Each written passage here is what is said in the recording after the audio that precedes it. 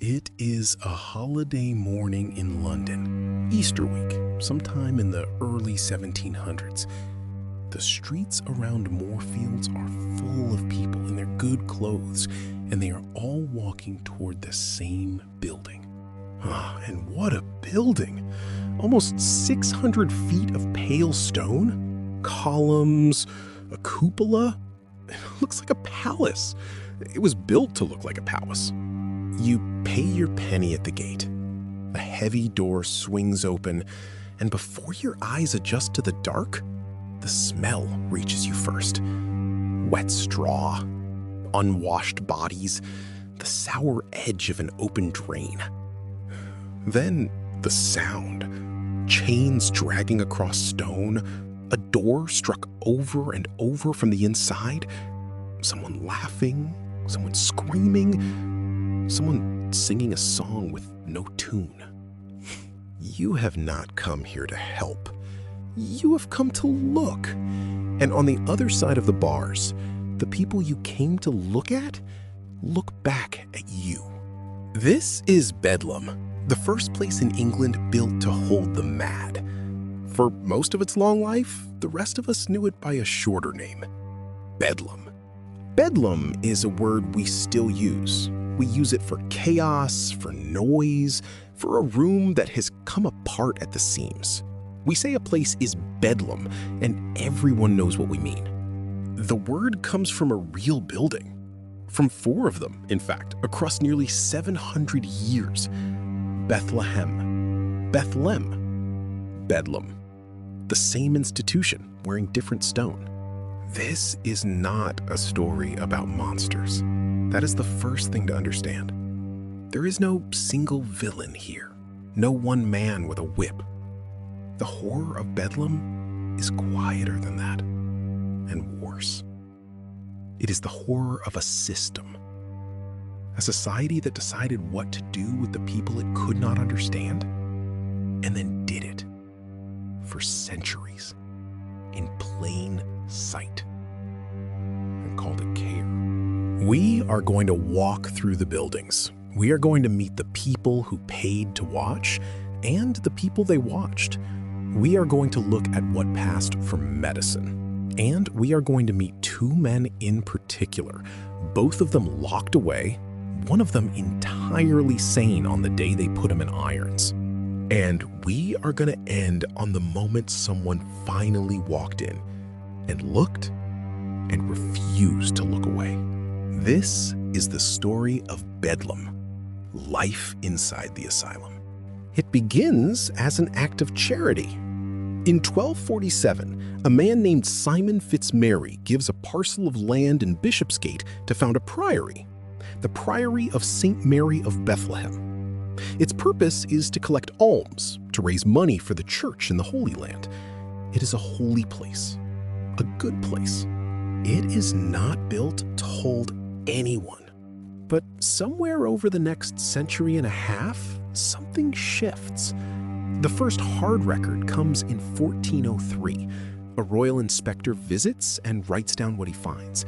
6 men, described in the Latin of the time as mente capti, taken in the mind. And alongside them, an inventory of the building's contents. 4 pairs of manacles, 11 chains, 6 locks, 2 pairs of stocks. We do not know for certain that the irons were for the men. The record does not say. But it is a strange thing to keep in a house of God. And it is the first time we can see in writing what Bethlehem is quietly becoming. By the middle of that century, the place already has a reputation. A Lord Mayor of London named William Gregory described it around 1450 in language we can barely read now. A church of Our Lady that is named Bedlam. And in that place be found many men that be fallen out of their wit. And full honestly they be kept in that place, and some be restored unto their wit and health again, and some be abiding therein forever, for they be fallen so much out of themselves that it is incurable unto man. Some be abiding therein forever. Even 500 years ago, you can hear the shape of the thing. People went in, some came out, Some never did. By the end of the 16th century, the building's fallen apart. In 1598, the governors send inspectors to assess the state of it. Their report survives. This is how they describe the keeper's own quarters. It is not fit for any man to dwell in, which was left by the keeper, for that it is so loathsomely, filthily kept, not fit for any man to come into the house. Not fit for any man to come into the house. That is the inspectors describing the staff lodging, the part someone was supposed to keep presentable. You could imagine the rest. The building sat over a sewer that blocked again and again, and waste backed up at the entrance. Inside, the patients were kept on straw, like animals, because that is how the age understood them. Dirty, dangerous, less than human. A writer named Donald Lupton in the 1630s tried to set down the sound of the place in a single breathless line. Cryings, screechings, roarings, brawlings, shaking of chains, swearings, frettings, chafings, cryings, screechings, roarings. That is a man reaching for enough words to hold the noise and running out of them. And then in 1676, Bedlam gets a new home. This is where the story turns strange. London had just burned. The Great Fire was 10 years gone, and the city was rebuilding itself in stone and ambition. The governors of Bedlam wanted a building to match the mood. So they hired Robert Hooke, a brilliant man, surveyor, scientist, one of the great minds of the age. And he gave them a palace. Almost 600 feet of it, a grand front of columns and a cupola, modeled, people said, on the Tuileries, the home of the French king. 2 long galleries, cells along the sides, and at the gates, 2 enormous figures carved in Portland stone, one slumped in despair, one writhing against his chains, melancholy and raving madness. They were the first thing you saw. They told you exactly where you were. A visitor named Ned Ward came through in 1699 and wrote about it in a book called The London Spy. When he first saw the building, he could not believe what it was for. We came in sight of a noble pile of building.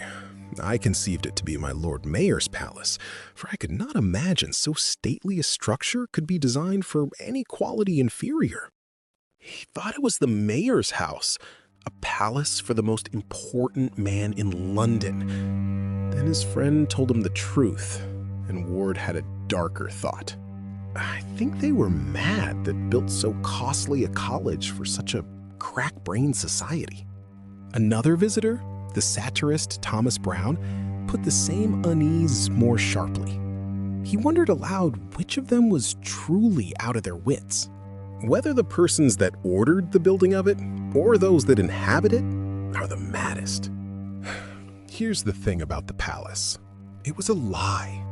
The grand front was built on rubble without proper foundations, and it began to crack almost at once. The walls leaked when it rained. The beautiful facade was for the street, for the donors, for the visitors. Behind it, the cells were cold. The roof failed, and the rats came in. The galleries ran the length of the building, more than 1,000 feet of corridor, end to end, 13 feet high, stone underfoot. Every sound multiplied and traveled. A man in one cell could hear every other man in every other cell, all day and all night, the noise rolling down the gallery and back again. The building was exactly like the institution it housed, magnificent from the outside, rotting within. By the early 19th century, the palace had sagged into the marsh it was built on, and Bedlam moved a third time to St. George's Fields in Southwark, a new building by an architect named James Lewis. 3 stories, long ranges of cells, each one 11 feet by 7.5. It looked more like what we would now call a hospital, but the cruelty had only changed its shape. The windows on the upper floors were left without glass, on purpose. The idea was to vent what one official called the disagreeable effluvias peculiar to all madhouses. The smell, in other words.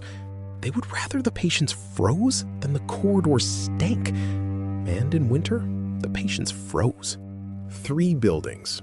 A holy house that became a prison, a palace that was really a ruin, a hospital that left the windows open in January. And running through all of it, one constant. The building was never truly designed around the patient. It was designed around the visitor. Because for most of Bedlam's history, the public was not merely allowed in. The public was the point. Before we dive in further, please allow me a moment of self-promotion.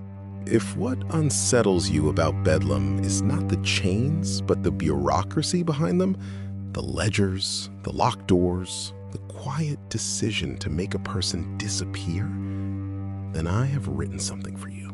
It is called the Defixio, a Roman fort on the cold edge of the empire. A physician who lifts a flagstone in the hospital floor and finds a child's skull packed in lime, and a garrison that would rather bury the truth, and him, than let the record speak.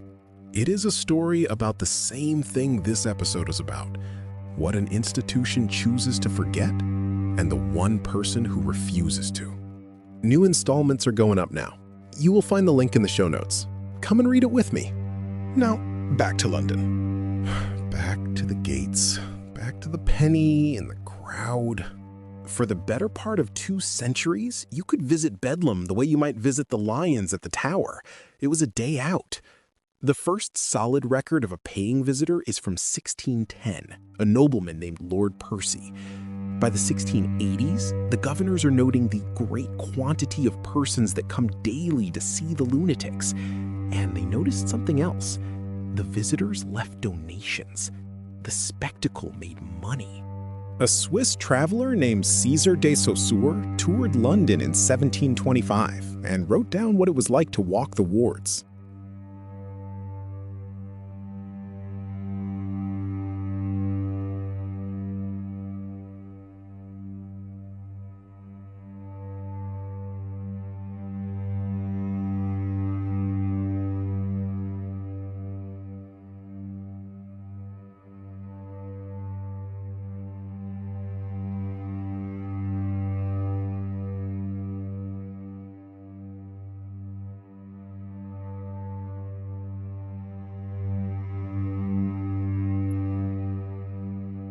Who often give them cause for laughter. Read that again. People went to Bedlam to laugh. On a busy holiday, 100 visitors or more would file through in a single week. They brought their children, they prodded the patients to get a reaction. Some brought drink. In its better years, the hospital collected £300 and more from this traffic. Human suffering, monetized. 1 penny at a time. If you want to see how ordinary this was, look at William Hogarth. In 1735, he finished a series of paintings called A Rake's Progress, the story of a young man's ruin. The final image is set in Bedlam. The rake lies dying on the floor, half naked, mad, and behind him, 2 fashionable women have come to tour the madhouse. They are laughing behind their fans. Hogarth did not invent that detail. He was painting what everyone had seen. And the fascination did not stay inside the walls. Out in the country, a particular kind of beggar appeared, the Abraham men. They claimed to be harmless lunatics, discharged from Bedlam and turned loose, and they played the part. Some faked the marks of confinement on their arms, scoring the skin with burnt paper, gunpowder, and urine to look as though they had worn the irons. They wore ribbons and foxtails, carried long sticks, and begged on the strength of the name. Bedlam had become so notorious that people pretended to have been inside it. Shakespeare knew the type. Poor Tom, Tom of Bedlam, the wandering madman, was a stock figure on the stage. The asylum had escaped the building and entered the language, the theater, the imagination of a whole country. long before anyone thought to ask what it was actually like in there. So that was the public face, madness as theater. But the visitors only ever saw the galleries. They did not see what was done to the patients in the name of curing them. And that, if anything, was worse. The medicine of the age believed that madness was a disease of the body, an imbalance of the four humors, the old idea handed down from Galen 1,500 years before. Too much black bile, too much blood, and the cure for an excess was simple. You took it out. So they bled them. They blistered the skin with caustic paste and let it weep. They gave them drugs to force vomiting and drugs to empty the bowels, and they did it again and again by the calendar. Every spring, like clockwork, the whole hospital was purged, bled and blistered and emptied, whether they needed it or not. A man named Alexander Cruden, who had been confined himself, described the genius of the Bedlam physician with total contempt. The common prescriptions of a Bethlemical doctor are a purge and a vomit and a purge over again, and sometimes a bleeding, which is no great mystery. No great mystery, and the men prescribing it were certain of themselves. For over a century, Bedlam was run by a single family of physicians, the Monroes. 4 generations, more than 100 years, father to son. John Monroe, who held the post for 40 years, wrote that the best and most reliable cure was, in his word, evacuation. He said he had never seen and never heard of the bad effect of vomits. Never heard of a bad effect? Of forcing a sick and frightened person to vomit? For hours, for days? By the season? He simply was not looking. And when bleeding and purging weren't enough, there were the machines. There was a rotational chair, a device that spun the patient round and round, 40 turns at a time, an hour at a stretch, until they were sick and dizzy and could not stand. It was sold as therapy. It worked just as well as punishment and was often used as both. And there was the water, cold water, by the bath the patient held under for long stretches, or wrapped in towels soaked in ice, or struck with it without warning. The shock, they believed, would jolt the mind back into its proper place. It did not. It only made a cold, wet, terrified person colder. There was even a contraption the keepers called the bath of surprise, a floor that gave way without warning and dropped the patient into cold water beneath. The shock was the entire point.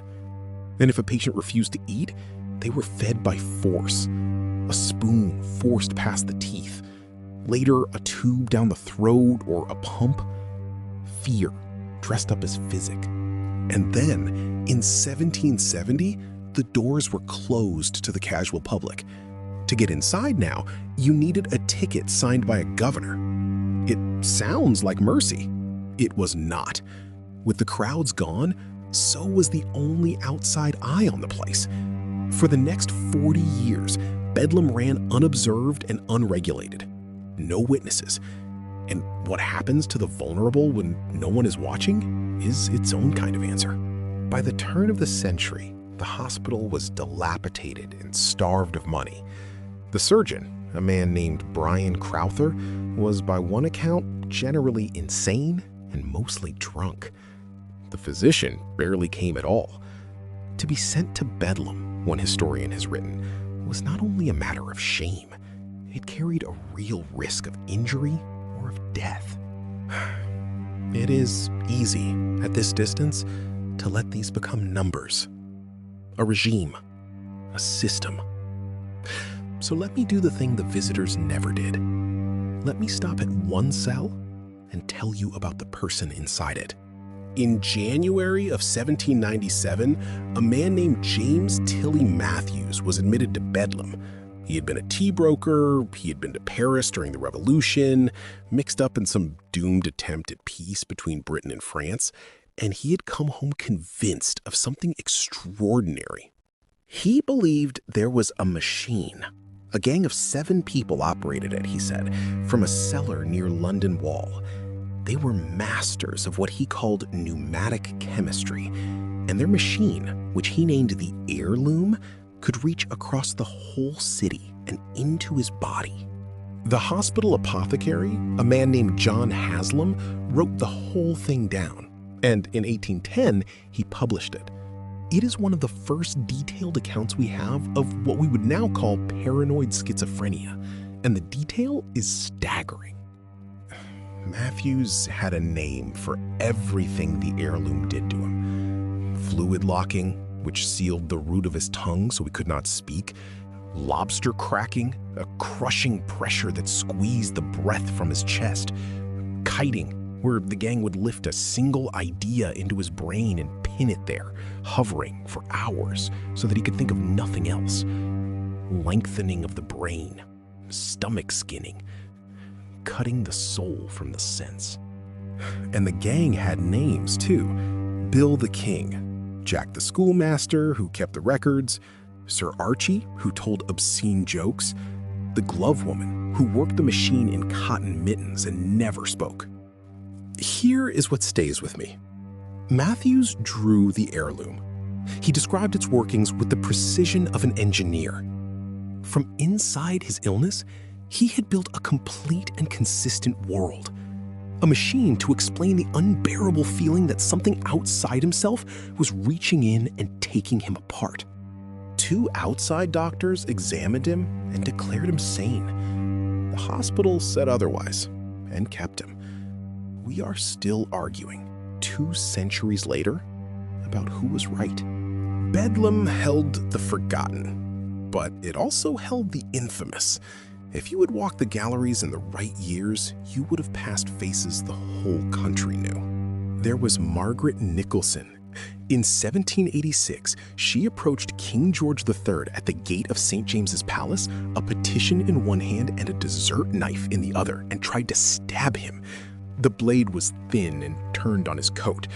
The king was unhurt, and what he said was, "Take care of this poor woman. Do not hurt her." She was judged insane and sent to Bedlam without a trial. She spent her first year there in chains. She stayed until she died, more than 40 years later, reportedly the oldest patient in the house. There was Jonathan Martin, who believed God spoke to him in his dreams.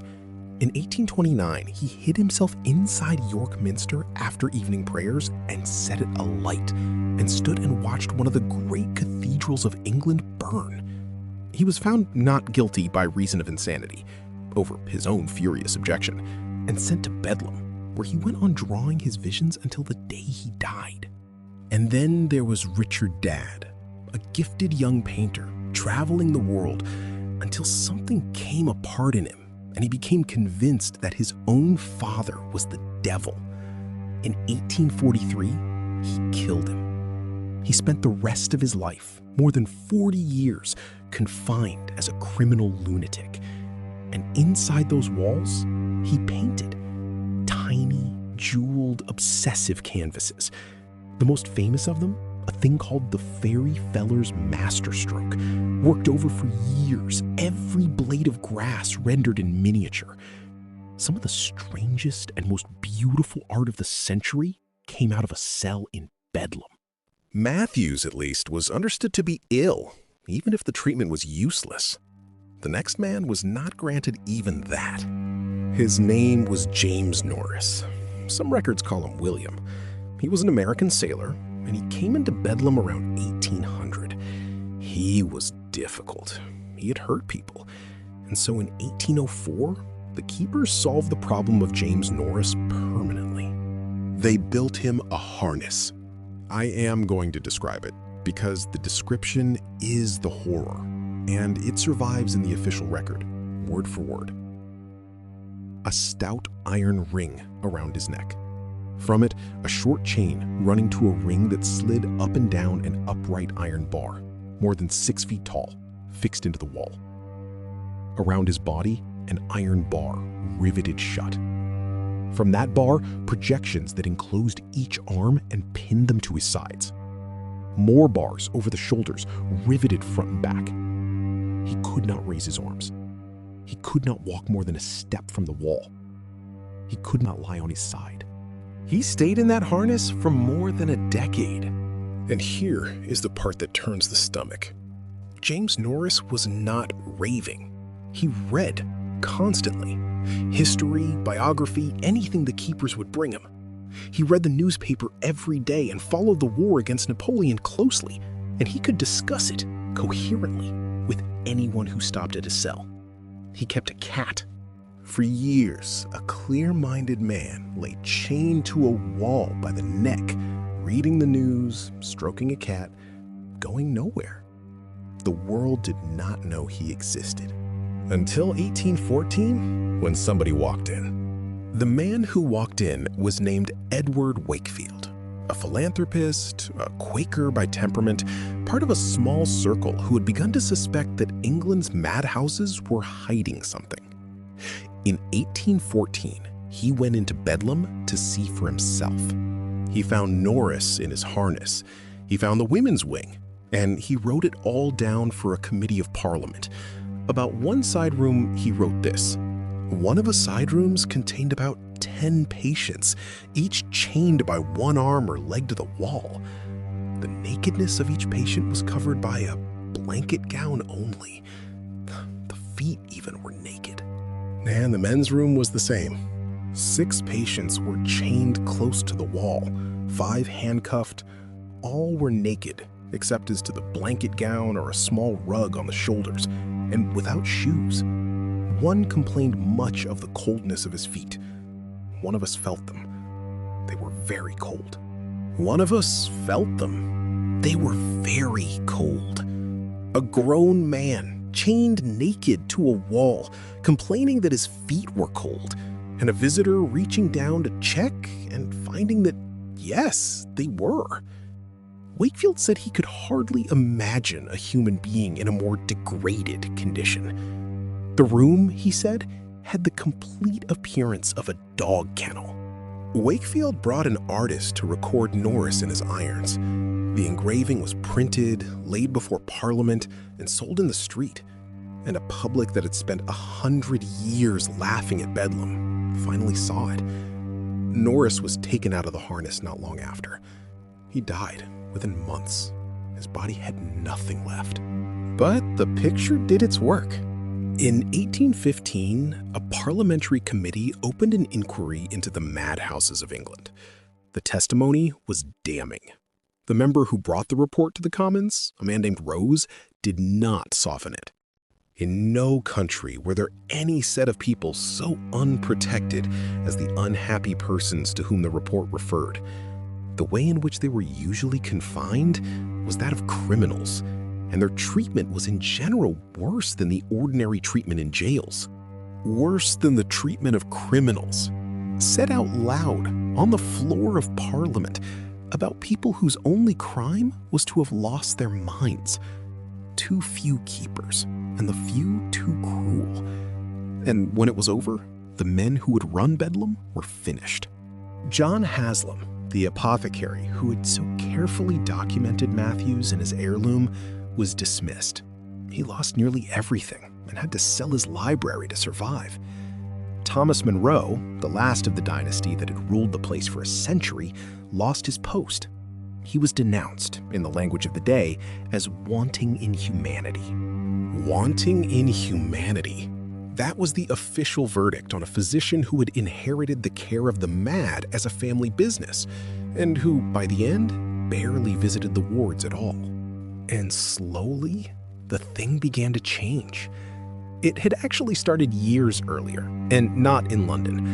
In 1796, in York, a Quaker named William Tuke opened something he called the Retreat. It rested on a single radical idea, that the humanity of a person, the inner light, as the Quakers put it, could never be fully extinguished. No chains, no manacles, no beatings. They gave the patients gardens and work and kindness, and were astonished by how many of them recovered. And in 1839, at a vast asylum in Hanwell, a physician named John Connolly took the next step. He swept the mechanical restraints away entirely. No harnesses, no irons. In a great institution, against fierce opposition, he simply took the chains off. Within little more than a decade, the care of the mad in England had been remade. As for Bedlam itself, it is still here. It never closed. It moved one final time out to Beckenham in South London, where it remains a working psychiatric hospital, one of the oldest in the world. And in 2015, on its grounds, a museum opened, the Bedlam Museum of the Mind. The two stone figures from the old gate, melancholy and raving madness, sit inside it now. You can stand in front of them. The same faces that greeted the patients 300 years ago. We started with a word, Bedlam. Chaos, noise, a place that has come apart. I think about the people who used that word so easily in the centuries when the real place was still running. The ones who paid their penny on a holiday, walked the galleries, laughed, went home, and at supper described the day out at Bedlam. They were certain the madness was on the other side of the bars. But look at what they built. A palace with a rotting interior, raised to hide what it held. A medicine that tortured the sick and called it a cure. A man left lucid and chained to a wall for 10 years while the city walked past his door. The patients did not make Bedlam. We did.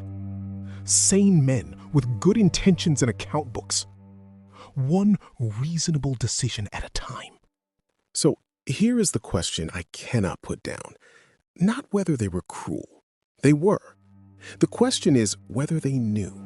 Whether you can build a thing like Bedlam by accident, looking the other way, telling yourself the whole time that it is care. And whether somewhere right now, we are doing it still and calling it by a kinder name.